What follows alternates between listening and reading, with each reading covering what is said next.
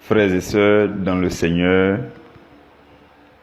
hier et avant-hier, nous avons parlé des promesses, les promesses de Dieu qui ont été apportées à l'humanité par le canal de notre Seigneur et Sauveur Jésus-Christ de Nazareth.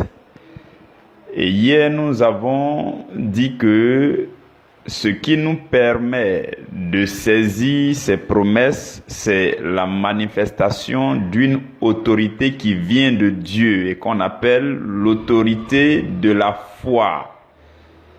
Donc, ce sont ces choses que nous avons vues hier et avant-hier dans le cadre de notre thème général de la semaine.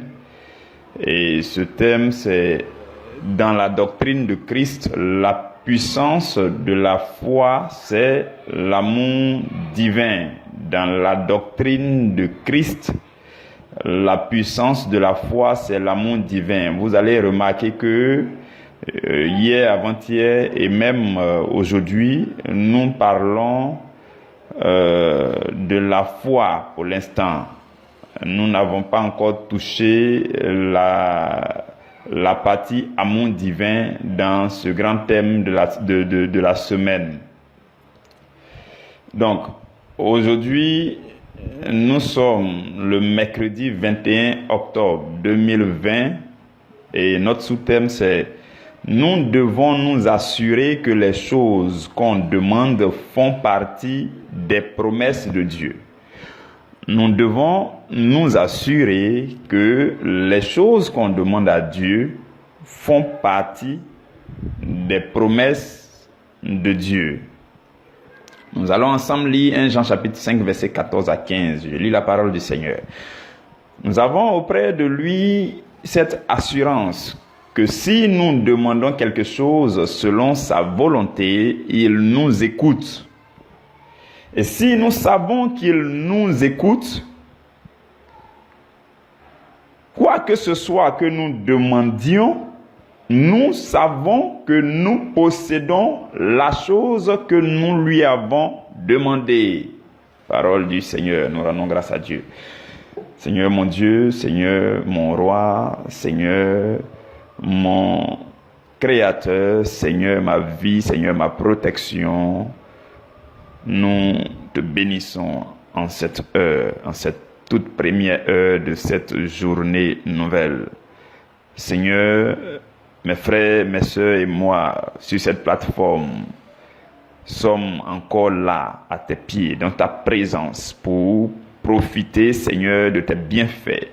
Voilà pourquoi, Éternel, nous avons besoin que ton esprit prenne le contrôle de toutes choses. Viens et enseigne-nous ce que tu désires nous enseigner aujourd'hui. Viens transmettre dans nos vies, Seigneur, ta lumière. Transmets dans nos vies, Seigneur, ta sagesse. Transmets dans nos vies ta puissance. Et, Seigneur, fais-le pour que notre vie te donne gloire. Nous te le demandons au nom de Jésus-Christ de Nazareth. Amen. Frères et sœurs, le texte que nous avons lu nous dit que nous avons auprès de lui l'assurance. C'est-à-dire que la première phrase dit, nous avons auprès de lui cette assurance que si nous demandons quelque chose selon sa volonté, il nous écoute. Donc ça veut dire quoi? Quand on prie Dieu, quand on parle à Dieu, à un moment donné, soit on a l'assurance qu'il nous écoute, soit on n'a pas cette assurance. Vous comprenez? Soit il nous écoute, soit il ne nous écoute pas. Si vous vous approchez de quelqu'un et que vous commencez à parler à cette personne, vous verrez que cette personne vous écoutera particulièrement, vous accordera une attention spéciale si tout ce que vous dites là l'intéresse. Pour ce qui concerne Dieu, il nous écoute, il s'intéresse à ce que nous disons dans nos prières lorsque ces choses-là sont en ligne avec sa volonté. Vous comprenez, hein? Ce sont des petits principes bibliques que chacun de nous doit comprendre. Si tu vas dans la présence de Dieu et puis tu commences à dire des choses qui n'ont rien à voir avec sa volonté, Dieu, il n'a pas le temps. Voilà, il n'est pas là pour écouter des choses. Hein? Tu vas devant Dieu et puis tu dis des choses qui n'ont rien à voir avec ce qui est dans le livre de la promesse. Il y a des gens qui prient à longueur de journée, qui prient très longtemps, mais tu ne vas voir aucun verset biblique dedans. Sa prière ne demande rien à Dieu qui soit conforme avec la volonté de Dieu.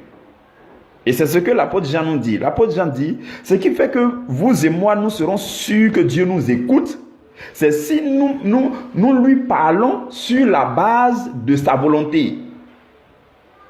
Il dit, si nous demandons quelque chose selon sa volonté. Donc, si tu vas devant Dieu, que tu dis des choses qui n'ont rien à voir avec sa parole, sa volonté se trouve dans sa parole, sa volonté se trouve dans la Bible. Donc, si tu vas devant Dieu, que tu commences à lui demander des choses, hein, et Dieu là, il nous sonde, il nous connaît, il connaît ton cœur. Quand tu fais une prière là, Dieu demande, il te sonde et puis il voit la motivation de ta prière. Peut-être qu'aujourd'hui là, tu veux l'argent, c'est pour aller faire le malin sur les gens. Le vrai motif de ta demande là, Dieu te sonde et puis il connaît ça.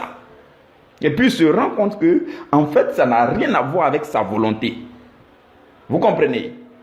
Donc, pour que nous soyons d'abord sûrs que Dieu nous écoute, hein, il faut qu'on fasse tout pour que ce qu'on demande soit sur la base de sa volonté. Et les choses qu'on demande à Dieu, l'ensemble de ces choses-là, on appelle ça, hein, ce sont nos demandes, ce sont nos requêtes, ce sont nos besoins qu'on exprime à travers nos désirs, ainsi de suite. Donc, on exprime tout ça à Dieu. Et ce que je nous disais hier, c'est que soit c'est conforme à la volonté de Dieu, soit ça fait partie des promesses, soit ça se retrouve dans ton héritage, soit ça n'a rien à voir avec ce que Dieu t'a promis. Vous comprenez? Et quand ça a quelque chose à voir avec ce que Dieu t'a promis, il faut que tu l'exprimes avec assurance. Il faut que tu sois sûr, dès l'instant que ça a quelque chose à voir avec la volonté de Dieu, les promesses de Dieu, tu dois être sûr que Dieu t'écoute. Voilà, c'est ce que je veux dire. Parce que la Bible dit que la foi, c'est une ferme assurance des choses qu'on espère. Donc, les choses que tu espères et que tu demandes à Dieu, là, hein, tu dois en avoir la ferme assurance. Et la ferme assurance proviendra du fait que tu es sur la parole. Tu t'exprimes conformément à la parole. Ce que tu dis là, tu en es sûr, tu en as l'assurance que Dieu t'écoute parce que ce que tu dis là, tu sais, tu as vu ça dans le lot des promesses. Tu as vu que c'est la volonté de Dieu. Tu as vu que ça fait partie de ton héritage. C'est ça qui te rend sûr. Et tu diras que oui, Dieu m'écoute. Vous comprenez? Donc, ton assurance provient du fait que les choses que tu demandes à Dieu là, hein, sont en ligne avec la volonté de Dieu. Donc, c'est cela. Et la Bible dira encore que sans la foi, on ne peut pas être agréable à Dieu. C'est ce que dit Hébreux 11 au verset 6. La Bible dit, sans la foi, il est impossible de lui être agréable. Donc, le simple fait de vous approcher de Dieu pour demander quelque chose à Dieu, c'est un acte de foi. C'est un véritable acte de foi. Les gens qui ne croient pas, hein, quand ils te voient en train de parler seul, hein, en train de parler seul, toi tu es dans ta chambre et tu parles seul. Si quelqu'un ne croit pas en Dieu, là, il se dit que tu es en train de faire une folie. Il dit, mais attends, comment on peut parler seul? Il n'y a personne devant toi et puis tu parles. C'est ça, un acte de foi. Le fait de prier, la prière est un acte de foi. Quand tu te lèves et puis il n'y a personne à côté de toi, hein, visible à l'œil nu, hein, l'œil charnel, la personne, mais tu te mets à demander, tu te mets à parler, tu te mets à t'exprimer, c'est un véritable acte de foi. C'est un acte de foi. Et ceux qui ne croient pas, Vraiment, ils trouvent que tu es bizarre. Comment quelqu'un peut se retrouver seul et puis se met à parler? Surtout ceux qui sont intellectuels, là, ils se disent que bon, vraiment, surtout quand ils ne croient pas, ils croient pas. Ils disent que non, mais comment on peut être si insensé et puis on se met seul et puis on parle, il n'y a personne. La Bible dit, c'est un acte de foi. La Bible dit, sans cette foi, sans ce genre d'action-là, on ne peut pas être agréable à Dieu. Il faut croire. Et la Bible dit, il faut que celui qui s'approche de Dieu croit que Dieu existe et qu'il est le rémunérateur de ceux qui le recherchent. Donc, si tu t'approches de Dieu, Dieu, il est invisible à l'œil nu. Et donc, si tu te mets à parler, ça veut dire que tu crois qu'il existe. Malgré qu'à l'œil nu, on ne voit personne, toi, tu crois que Dieu existe. Voilà pourquoi tu lui parles. Et cette action de foi-là, c'est ce qui te rend agréable à Dieu. Et nous savons tous que si tu n'es pas agréable à quelqu'un, la personne ne va pas t'écouter. On est d'accord, hein? Si tu n'es pas agréable à quelqu'un, la personne ne peut pas t'écouter. Parce que tu ne lui es pas agréable. Et la Bible dit que ce qui fait que vous et moi, nous sommes agréables à Dieu, c'est notre foi. Et c'est de cette foi que nous parlons aujourd'hui. Cette foi consiste à demander quelque chose à Dieu. Et à demander bien. Hein? Demander bien, là, ça veut dire on demande des choses que Dieu lui-même il nous a promis. Des choses qu'on a découvertes dans la Bible que Dieu nous a promis. C'est ça qui fait qu'on est sûr que quand on demande, Dieu nous écoute. Et la suite de notre verset de base dit, et si nous savons qu'il nous écoute, quoi que ce soit, il y a une version en ligne, il y a une petite erreur dedans, je ne sais pas si c'est une erreur, ça dit quelque chose que nous demandions, non. La version, la parole correcte dit, quoi que ce soit que nous demandions. Quoi que nous demandions, nous savons que nous possédons la chose que nous lui demandons. Pourquoi? Parce qu'il nous écoute. Et quand Dieu t'écoute, quand il t'écoute, là, ça veut dire qu'il accorde son attention à ce que tu dis. Il y a une chose d'entendre quelqu'un. Dieu, il entend beaucoup de personnes prier, beaucoup de personnes parler. Il y en a là, ils disent ce qu'ils veulent, ce qui n'a rien à voir avec sa volonté. Ils causent de autres choses. Ils disent autre chose qui n'intéresse pas Dieu. Donc Dieu ne va pas accorder son attention. Mais toi, quand tu te mets à prier, demander des choses à Dieu, sur la base de la volonté de Dieu, tout de suite, ça attire son attention et puis il te regarde et il commence à accorder son attention. Alors on dit qu'il t'écoute. Vous comprenez?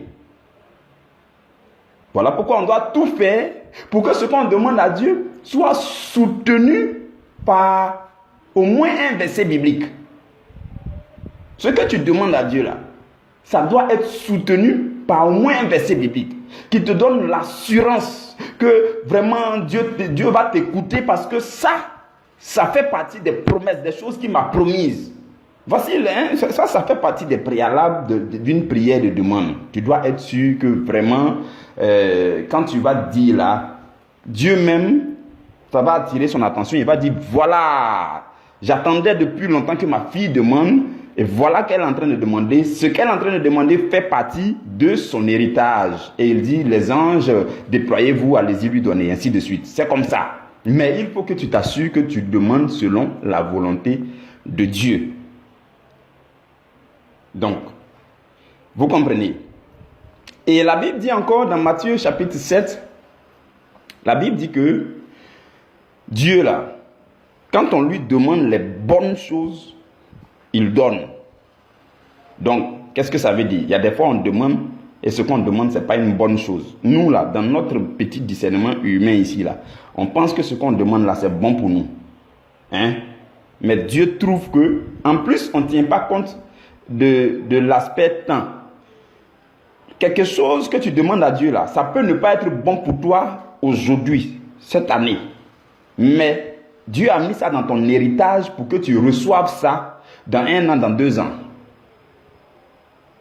Mais toi, c'est maintenant que tu demandes. Dieu dit, ok, il n'y a pas de souci, je vais te donner.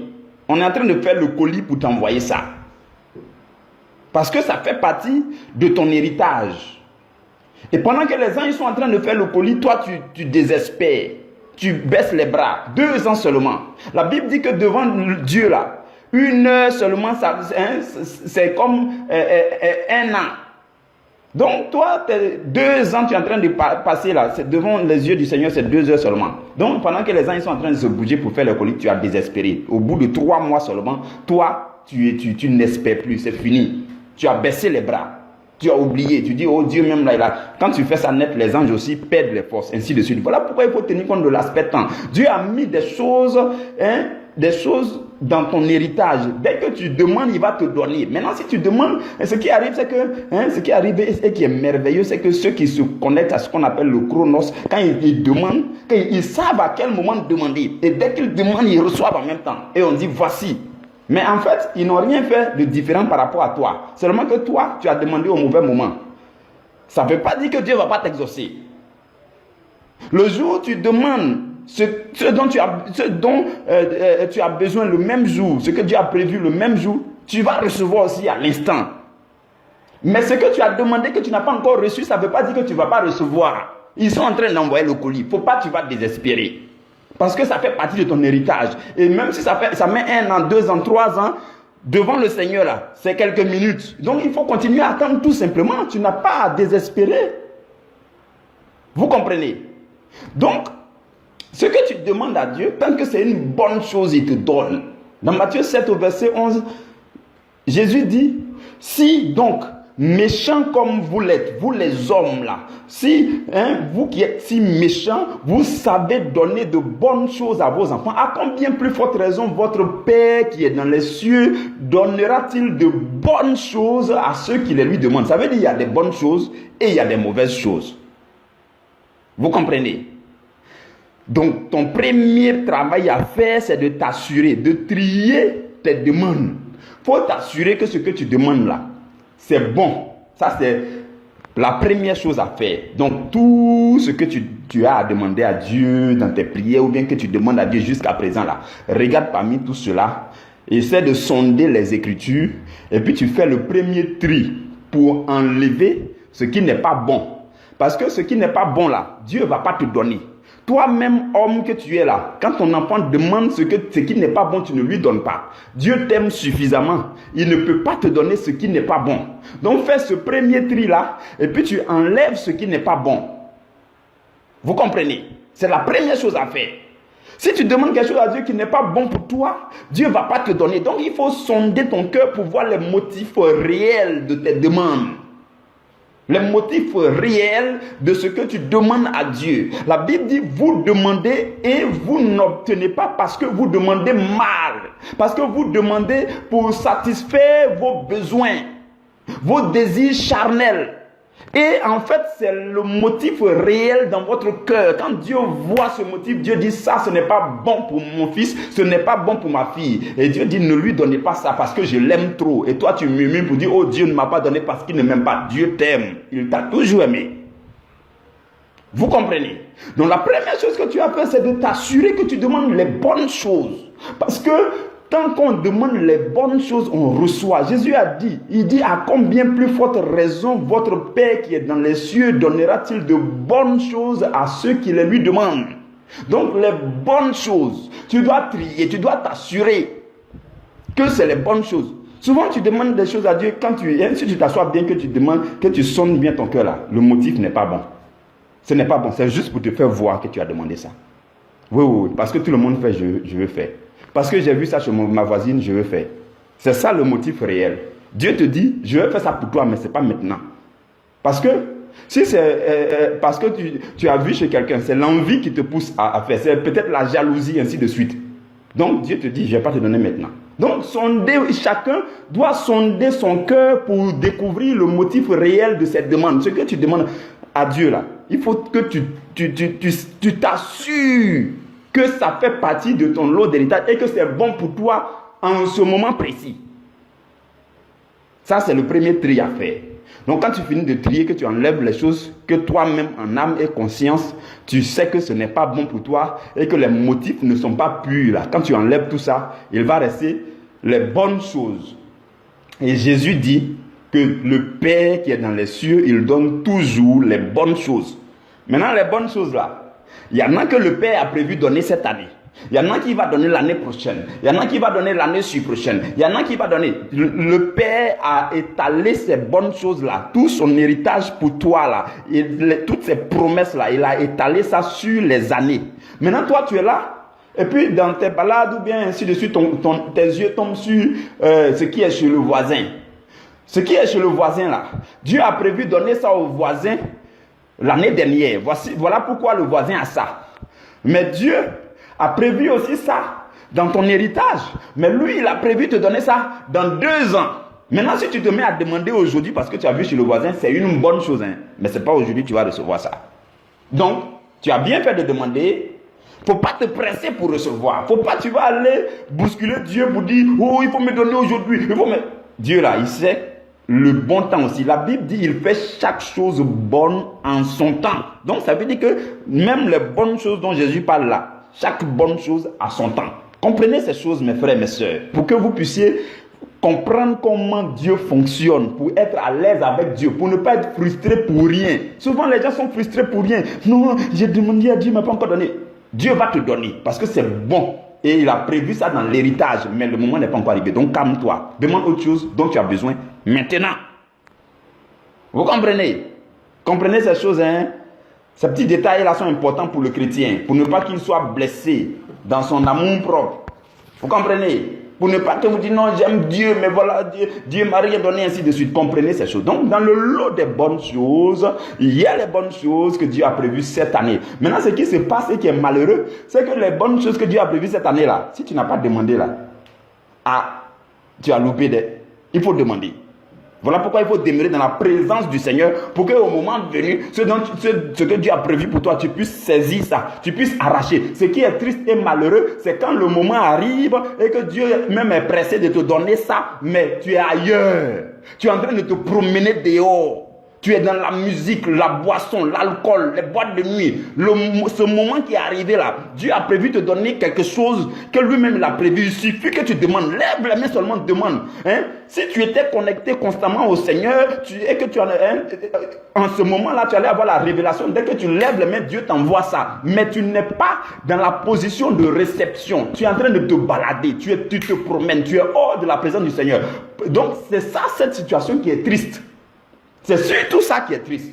Et c'est pour cela que nous prêchons l'évangile pour que le chrétien reste constamment connecté au Seigneur, pour qu'il soit dans la bonne position pour recevoir, pour qu'il ait aussi les révélations au sujet de ce que Dieu a prévu pour lui maintenant. Et quand il demande, il reçoit maintenant.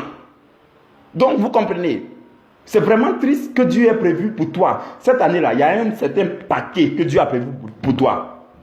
Mais malheureusement, tu n'as même pas demandé. Il y a des choses que tu n'as même pas demandé. Ou bien, au moment où Dieu veut que tu viennes demander, tu n'es pas connecté, tu es ailleurs. Tu n'en as pas la révélation. On est en train de prêcher ici chaque jour. Il y a des choses on proclame. Et puis certains de là où ils sont, ils disent Amen. Quand ils disent Amen là, ils saisissent en même temps parce que c'est ce que Dieu a prévu à l'instant là. Et donc Dieu envoie les anges pour dire c'est le moment. Allez-y lui donner, ainsi de suite. Donc chaque chose bonne a son temps. Il faut rester connecté au Seigneur pour saisir ces choses bonnes là lorsque son temps arrive. Vous comprenez?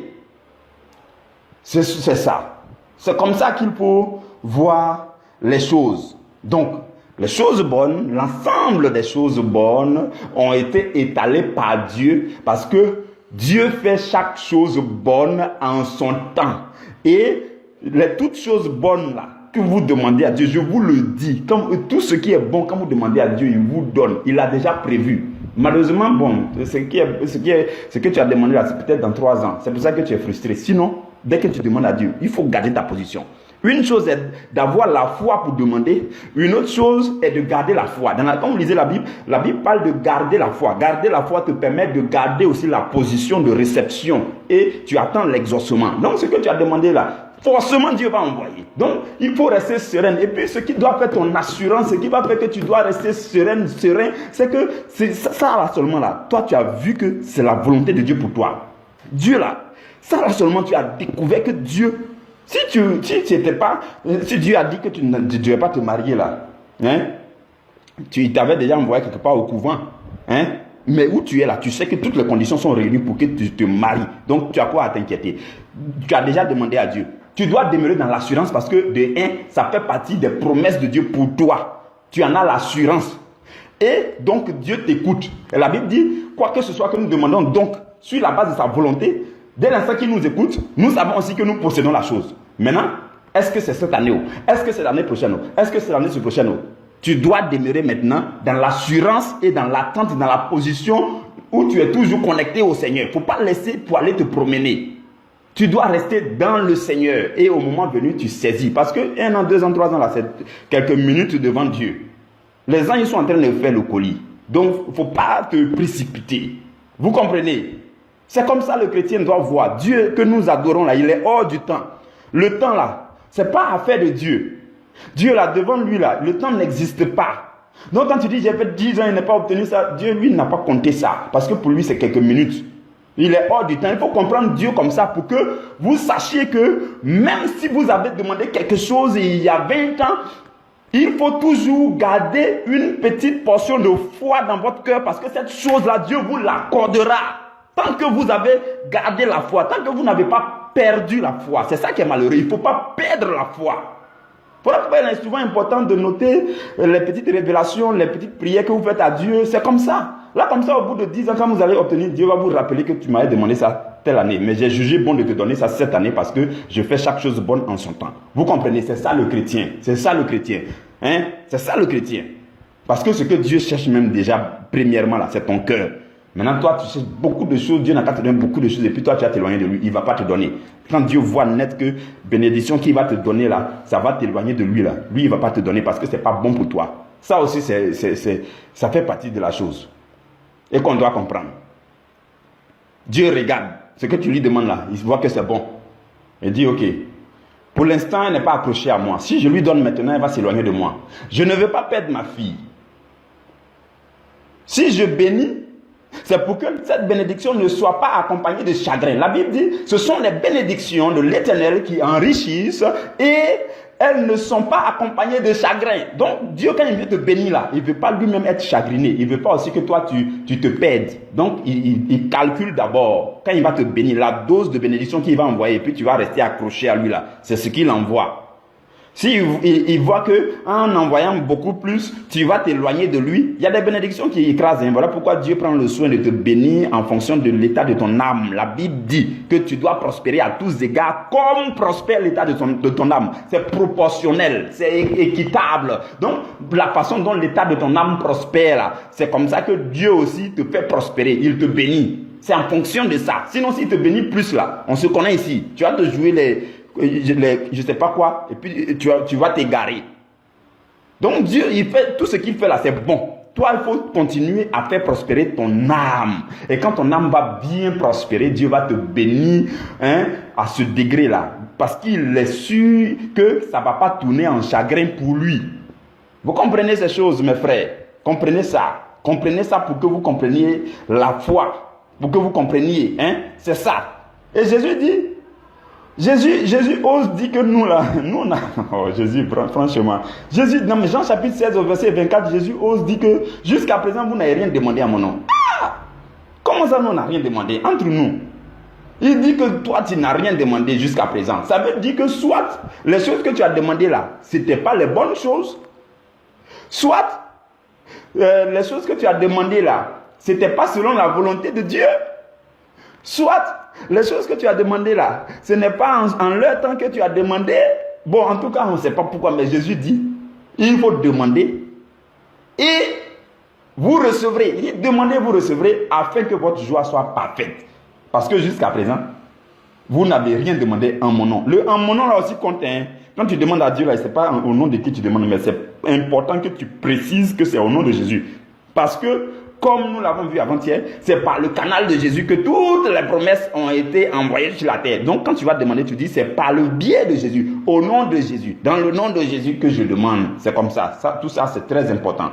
Vous comprenez, mes frères? Donc aujourd'hui, ce que le Seigneur veut nous dire, je vais rapidement récapituler.